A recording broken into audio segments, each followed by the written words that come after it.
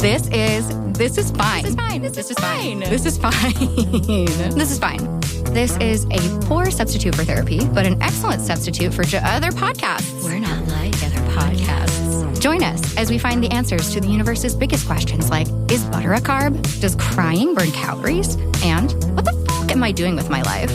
We're here to be your part-time therapist, astrologer, concierge doctor, and fairy godmother. Do you need someone to validate you today? Cool. Come on in. We're fine. This is fine. Hello, gorgeous listeners. Welcome back to another action-packed episode of your favorite podcast, This is Fine. Thank you so much for tuning in, and I hope you're excited to dive into the world of beauty and wellness, two of my favorite subjects, with Senior Beauty and Wellness Editor at Well+Good, Zoe Weiner, one of my favorite people. Zoe has been a journalist friend of mine for many years and most recently my editor at Well+Good. We've had so many behind-the-scenes discussions about everything from skincare and dermatological health to makeup and fragrance to fitness and health trends. Today, she's gracing us with her presence to impart some knowledge, share some trends, and give her unfiltered State of the Union on all things beauty and wellness. And in the 'tis the season spirit, we're going to make sure you have a few things to add to your wish list naturally. Let's get into it. Zoe, welcome. I adore you. I am so happy you're here. Are you fine today? I'm good today. It's Friday. I feel like it's kind of my favorite day of the week. So I'm happy to be here. This is like a nice little way to spend the Friday. Yes, I'm so excited. Thank you for spending your time with me in the closet recording. Yes, I was just telling Dominique that I am in my closet with no air conditioning surrounded by piles of clothes. So hopefully it's soundproof, but we'll see. She just can't stop creating content. We love this for her. Thank you so much. So I kind of gave a little intro beforehand. You are an authoritative voice in this space. You've been in journalism, health, beauty for a long time. Can you catch listeners up a bit on your career, your history, and what you're up to right now? Yeah. So I, as you said, have been doing this journalism thing for a minute. I started my career at Glamour magazine. I was in fashion before the beauty bug kind of bit me. And I started freelancing beauty content for websites like Bustle, Teen Vogue, Allure, got all over the place, and Well+Good, which I wound up actually going to full-time as the beauty and fitness editor about 4 years ago. And now I'm the senior beauty editor over there. So I oversee all of our beauty content. I have a podcast of my own called Routine Rundown, where we talk to experts in the beauty industry and have kind of larger conversations about what's going on in beauty and wellness. And I also have a YouTube show called Zoe Tries It All, where I try all kinds of wild and crazy beauty treatments and deep dive on things that you might be seeing on the internet.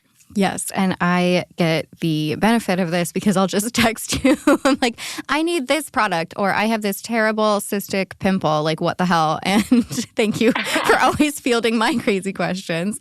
I'm so glad we get to share your voice and your authority on my podcast. So thank you. Yeah, of course. So, okay, let's just get right into it. You have been forecasting trends, not just for Well+Good, but for the industry for quite some time now. And I would love to get the lowdown on your perspective, what we're taking with us from 2022, what we're leaving behind, any trends going forward, even in like the health and beauty space as well. I feel like there's such a Venn diagram.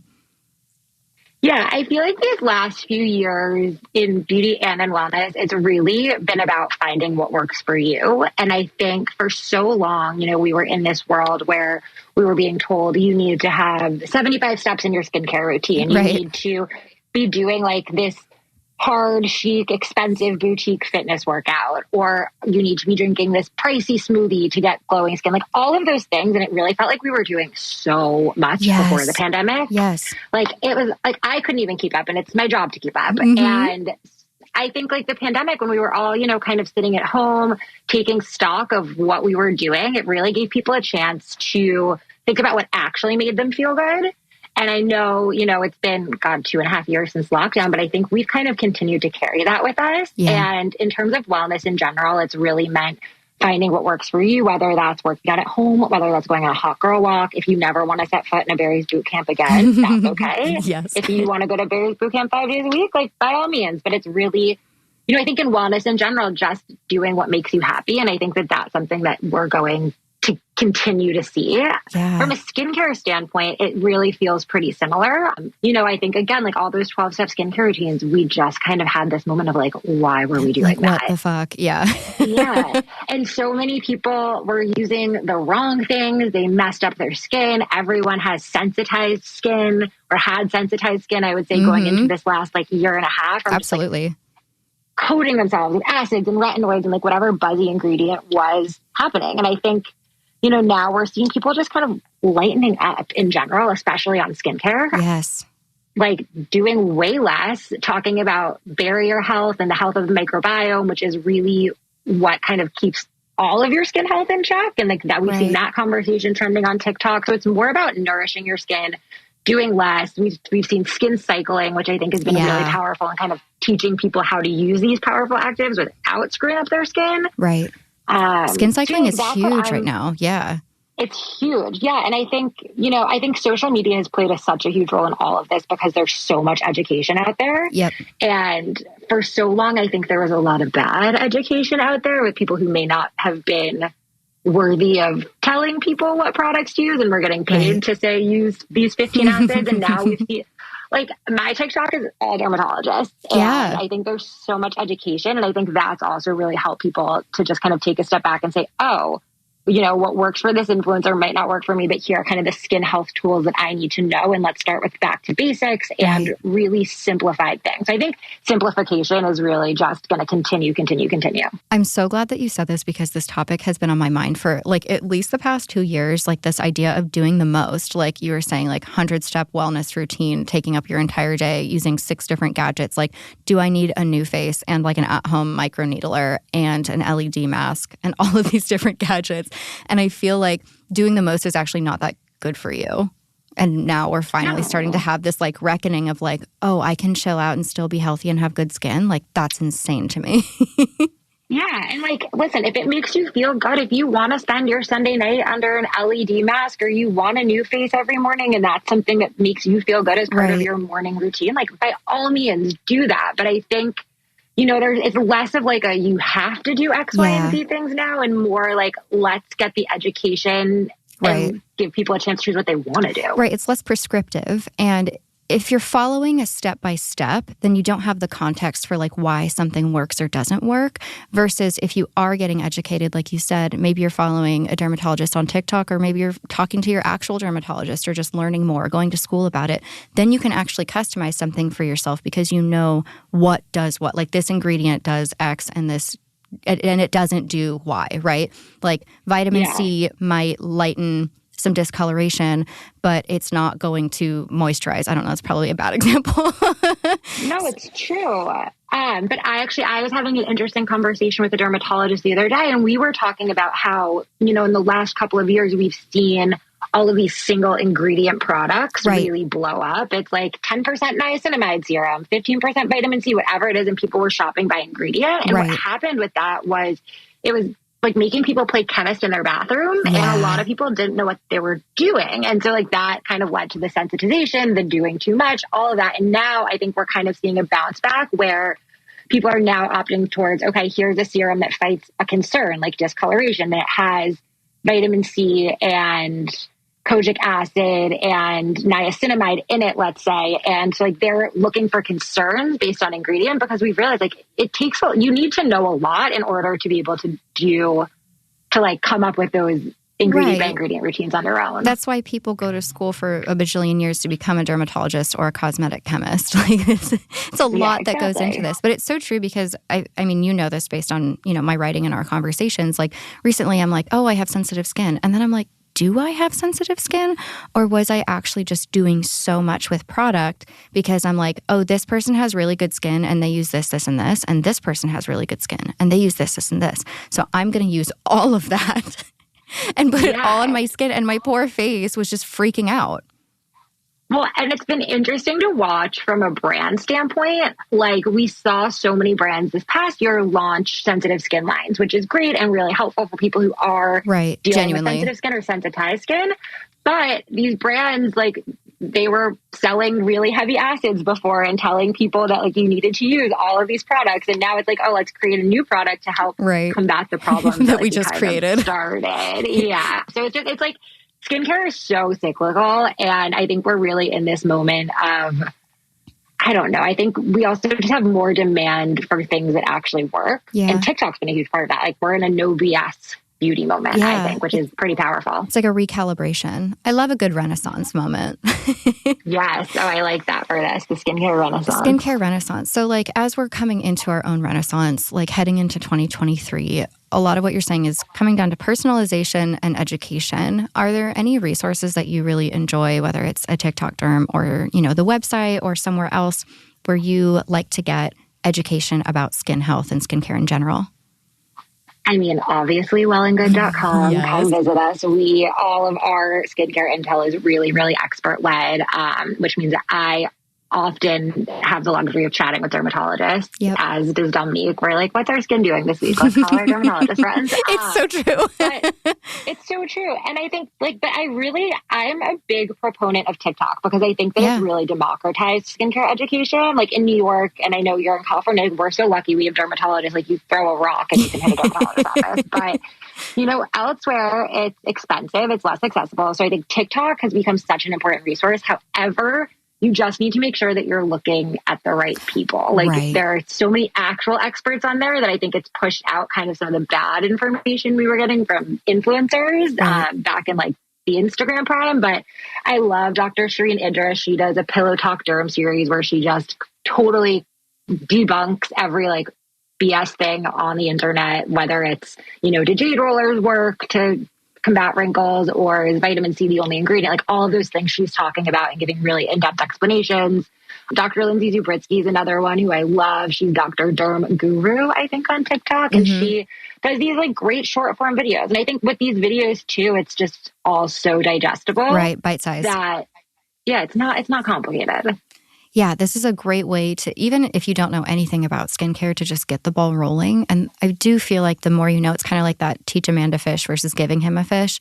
Again, like someone can give you like a prescriptive, like step-by-step skincare routine. But if you know what your skin actually needs and what products and ingredients actually do, then you can make your own. And you don't need to rely on an influencer or someone else. You can actually get to know your skin much better. Exactly. And I think something else that's been really cool to see is, you know, I think we're coming away from this clean beauty moment because clean beauty doesn't mean absolutely anything. Thank God we're getting away from this. No standard definition. Yes. But I like transparency has really become kind of that new standard. And I think another great place to look for information is now so many brands.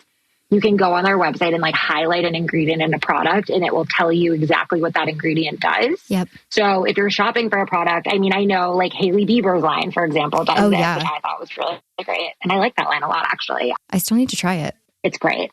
I saw some other website called it like the white t-shirt of skincare and it was pretty on point. Cute. Love that. Yeah. So it's like, I think that there are a lot of resources out there. And I think that very few people these days are just going in totally blind buying a product, which is awesome to see. I love seeing this in skincare because I saw this in like the CBD and like hemp world, you know, a couple years ago where transparency was really the differentiator. There was such a huge boom in that sector and so many brands came on at the same time. And the biggest differentiator was like, can you be transparent? Can you show people what's in your product? Can you show people test results? That was what really made a brand safe, effective, stand out versus the rest. And I love seeing that now kind of bleed into other industries, especially, you know, we talk about skincare as beauty, but it's also health. Like your skin is the largest organ in your body. This is genuinely healthcare. Yeah. And one of, we have this big kind of forward thinking trends moment on Well and Good that happens at the end of every year. And last year's, one of our beauty trends was the rise of skin health. And basically what that was about is that, you know, like anti-aging, that conversation has changed so much. And I think, I think brands aren't using that term anymore. And we're really seeing kind of this shift towards skin health. And especially with all of this education that's happening, it's become so much more preventative. So young women and men and people are thinking about how to take care of their skin for the long term. Right. So that like those Band-Aid solutions of like, oh shoot, I'm 40 and now I want to get Botox and filler are not. Which if you want to do that, by all means, I'm please do. a Botox proponent, love it. But it's, it gives people kind of another option to start earlier with prevention and really focus on skin health versus like Band-Aid aesthetics. Right. I think we're going to look at anti-aging, skin and beauty culture as we do diet culture in the future. I think this is something like we want to conform to a certain thing or reverse a certain thing. And obviously a lot of it, it's targeted at people, but it's largely targeted at women. And I think we are going to have a different perspective on what anti-aging really means, the same way we have a new perspective on diet culture in general. Yeah. And I heard someone talking about it the other day and they were like, well, it's millennials are now the ones who are entering kind of that anti-aging category, which is us. First of all, ew, how dare you? I know. I was like, oh, shoot. First of all, no thanks. But no, and I think, right? Like, I think that it is, I'm interested to see kind of how that changes things and how the marketing changes. I know, right now we've seen a lot of cool new brands launching for women in menopause, let's say, and they're really kind of destigmatizing that conversation around menopause in general, but also around skincare for women who are going through menopause, which is you experience huge skin shift based on the hormonal shifts you experience. So I think like that's become really buzzy, and I'm interested to see kind of as us millennials start to enter that demo, what's going to happen. Yeah. I love that we've also been talking a lot about how hormone health affects our skin, and how other parts of our life, our biochemistry, our, nutrition, lifestyle impact our skin health. Because again, I keep coming back to this Venn diagram. It's not just beauty, it's also your health. But we've talked a lot about hormone health and its impact on, acne or skin dryness. And I think hormone health, like in and of itself, is a pretty popular topic right now that's kind of coming to the forefront. Like we're all like a little bit less taboo about it. And we've worked on articles together about that as well. Yeah. And I think also stress is a big one. And stress is obviously so closely linked to hormones. When you're stressed, your cortisol spikes and that causes acne. They call it, what is it, like the stress beard when you get zits all over your chin, which happens to me like probably once a week. But I think again, kind of after the pandemic, when everyone was so stressed, that really entered the stress skin connection entered the chat in a new way too. And I think we're going to probably see some cool innovations in that moving forward. We're already starting to see brands launching beautiful smelling and luxuriously feeling kind of sensory beauty products. Love but it. I'm curious to see kind of how the stress hormone conversation plays into skincare going forward. Absolutely. I've also been seeing, I don't know if this is on your radar as well, a lot of traditional Chinese medicine playing into hormone health, skin treatment. Obviously, gua sha and jade rollers have been popular for a while, but I've been seeing a lot of these more natural, herb-centered treatments, remedies in terms of balancing stress levels, et cetera. Have you seen a lot of that as well? Yeah, we've been covering that obviously for so long because I think it's been part of the wellness conversation. The niche community. For a long time. Yeah. And I think, it's really amazing to see these traditional practices, people embracing them in new ways. And I think there are some brands out there who don't necessarily cite the source material in the proper way. And I don't love to see that, but I think there are amazing ways that's entering the conversation and continuing to kind of give people, like I said, it's all about doing what works for you. Exactly. And I think there's so much merit to these practices that people have relied on for centuries. And they're very customizable. So it keeps coming back to that very personalized approach to your health and beauty. Mm-hmm. In terms of makeup, cosmetic beauty, I'm thinking eyebrow trends, lip trends, that kind of stuff. I'm really scared because I've been seeing a lot of 90s brow, early 2000s brow trends. Is that a thing? Okay, this is controversial, but I really think that brow trends have no place in the conversation. Oh, God bless. I feel you're born with eyebrows that look a certain way, and you should embrace. I mean, if you want to change your eyebrows because you think that looks good on your face, fine. But I feel brow trends are just messing with everyone. I grew up with huge thick eyebrows, grew up with a unibrow, was relentlessly teased for it. And then I turned 22 and every celebrity had a unibrow and that was cool. And I was like, God, I was made to feel terrible about this. And it's your eyebrows are a natural thing that grow out of your face. I don't know. I'm just very anti-brow trend. I say do what makes you happy. Okay, thank you so much because I've been laminating at home and it makes my eyebrow hairs fall out. And I'm I can't keep doing this. I can't keep up. Yeah, it's do what makes you happy. But I think on that front, I think there are some cool, I think what I'm most excited about in makeup, I'm such a skincare junkie, so I feel like everything Right. I That's say the center comes of back to it. skincare. Yeah. But what I'm excited about in makeup is I do think we're seeing formulations get a lot more skin friendly. Like I like to call it makeup that does more almost. Finally, so we're seeing, yes. Right? Like brow serum, like Kosas has brow serums, for example, that, pigment your brows, but then also condition them and help them grow. And there are so many mascaras that like help your lashes grow, and lip glosses that have hyaluronic acid for plumping. And then of course, like skin tints are everywhere, which are almost always formulated with really good for your skin ingredients. Right. So it's like, it's not just makeup anymore. It's makeup that like will make you look good when you put it on, but then also has long-term benefits for your skin, your brows, your lips, etc. Right. It's like, why did it take so many years for us to get some skincare makeup? Like I've been waiting for this for so long. I'm, always a proponent of tinted moisturizer. I always just get like a sunscreen that has like some kind of foundation in it because I'm like, I got to do something good for my skin. And now finally there are some more products available that are giving us a nice little treat for the visage.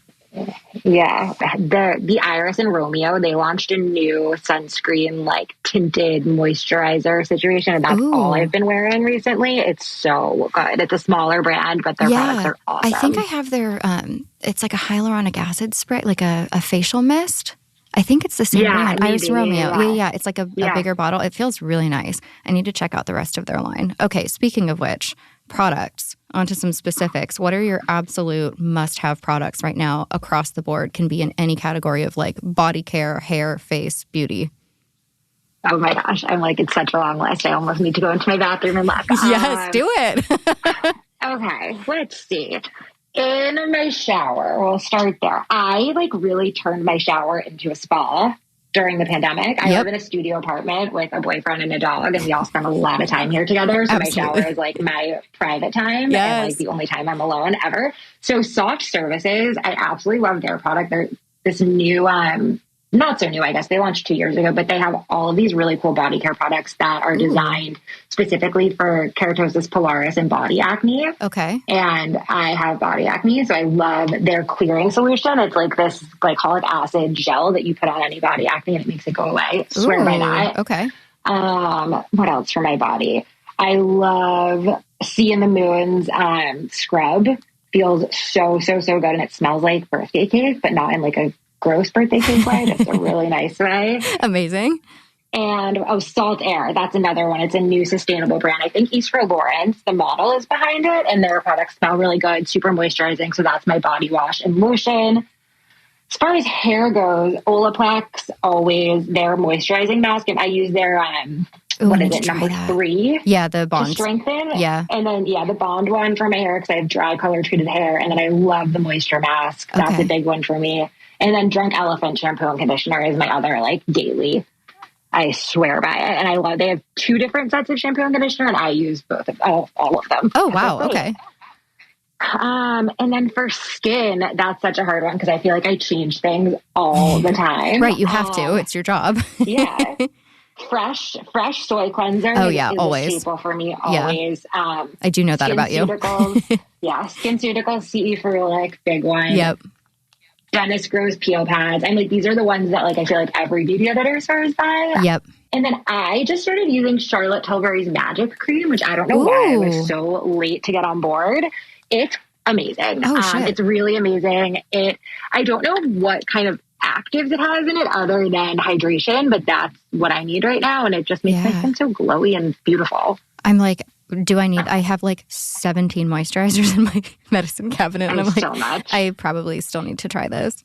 Yeah. And like, I'm also with my skin. I don't do a lot of masks or treatments or devices. I have them all. I just can never commit to using them. Like I'll try them once and be like, oh, that's cool. And that's me with like I get like supplements and stuff sent to me, like protein shakes and powders and stuff. I'm like, that's nice. And then I never use them. Yeah. Yeah. Oh, and Shani Darden's retinol reform. You got to have retinol. That's the biggie. What was the name of the brand? Shani Darden. Oh, okay. Thank you. She's an esthetician to the stars. Yeah. Jessica Alba goes to her. Shay Mitchell. She's got an amazing client list. I'm like, if their skin looks that good and she's treating it, then I'm on board. I'm in. Speaking of treatments, do you have any new or fun treatments or ones that are just like back to basics? This, works bang for your buck. I mean, I love a hydrofacial. I think that, it hydrates and it sucks all the gunk out of your pores. And I think after the summer, I always love it. But I think any time of year, it's just like, it gives you bang for your buck.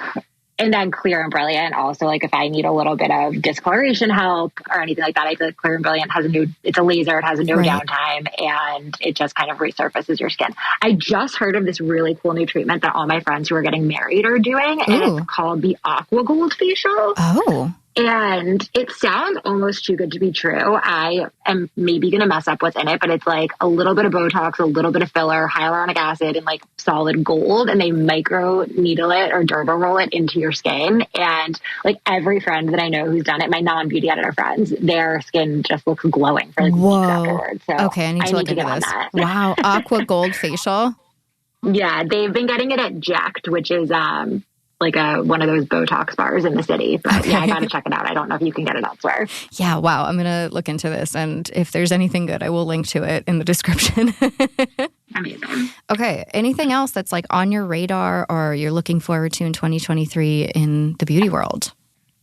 I think I'm also excited. Like, I feel like people are having fun with makeup. I think like the biggest thing with beauty, like I've said so many times, it's just about doing what makes you happy. And I think a huge part of that is care. I think hair care is a big thing. We're seeing like a lot of cool hair care launches for hair loss and stress related hair loss. So I think that's going to be really cool to watch. Yeah. Like the hair care market, body care is also blowing up, but then makeup too, like people just having fun again, I think has been really cool to watch. Because I don't know, I remember when we were like during the pandemic, it was like, is everyone going to stop wearing makeup forever? Like, it's really so much better for our skin. And the good news is like there's makeup that's good for our skin now. And it's also, it's fun. Like I've been playing with glitter and doing the things. Yeah. I've been like really into like a 90s shimmer lid, like an icy, like violet or baby blue. Ooh, maybe I'll try that tonight. It's very like trendy, so I don't know if that's going to last, but it's fun. Yeah, like what you were saying, make makeup fun. Bring the joy back to beauty. I love this. It's like making 100%. You happy, bringing that kind of, that's what it's about, right? Making yourself feel good, taking care of yourself, playing with color, finding your creativity. I think all of those things like can get lost when we're trying to like fit into a certain, aesthetic or box. Yeah, and like when you're being told you have to do this, you have to use this ingredient, you have to like, it's self-care. It's really what it comes down to is self-care. It shouldn't be about, I think so much of beauty is obviously focused on aesthetics. Like that's the root of the word. But I think for me, something that I've really tried to kind of redefine with it is like, I'm not going to do the things that I don't enjoy. I'm going to use the products that I like. Like I've been starting to limit the products, as a beauty editor, this, we get a lot of stuff. And I've started to be like, I just don't want that. Like I'm trying to limit things. Yeah, things that just don't bring me joy in my routine. Yeah, that's amazing. And it's a hard thing to do, especially like, I don't know, I feel like as women, we're like, yeah, of course. And like, it's hard to say no. Yeah. And you have to kind of like protect that space a little bit because it really is such an influx. And I feel bad if I don't cover something and I have a product in my house. I'm like, oh. Yeah, I get that. Yeah. I feel like this is a very niche problem, but some people listening will get it. Seriously, thank you so much for sharing so much of your insight and your trend tips and everything that's going on in the beauty world. I'm so grateful for your time today. Of course. Thanks for having me. Yeah. And for anyone who wants to connect with you, TikTok, Instagram, is it all Zoe Weiner with 3 R's?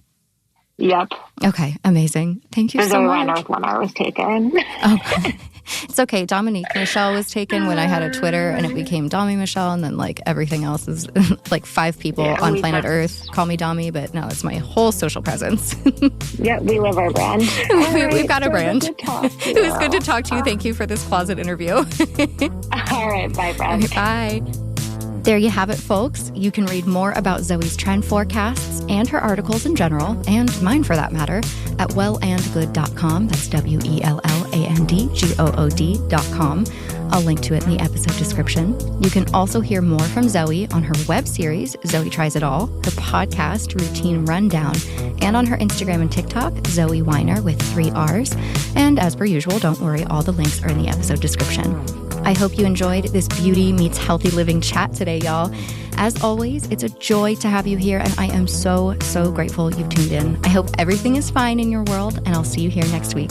Lots of love. A bientôt. Bye. Thanks for tuning in to this episode of This Is Fine. I've been your host, Dominique Michelle Astorino. We're based in San Diego, recording in studio at DLI Productions in Pacific Beach with Emmy Award-winning sound designer Dan De La Isla. This is a comedy and advice podcast, but for legal reasons, this entire podcast is a joke and none of it is medical advice. To download a transcript or learn more, visit thisisfinepodcast.com.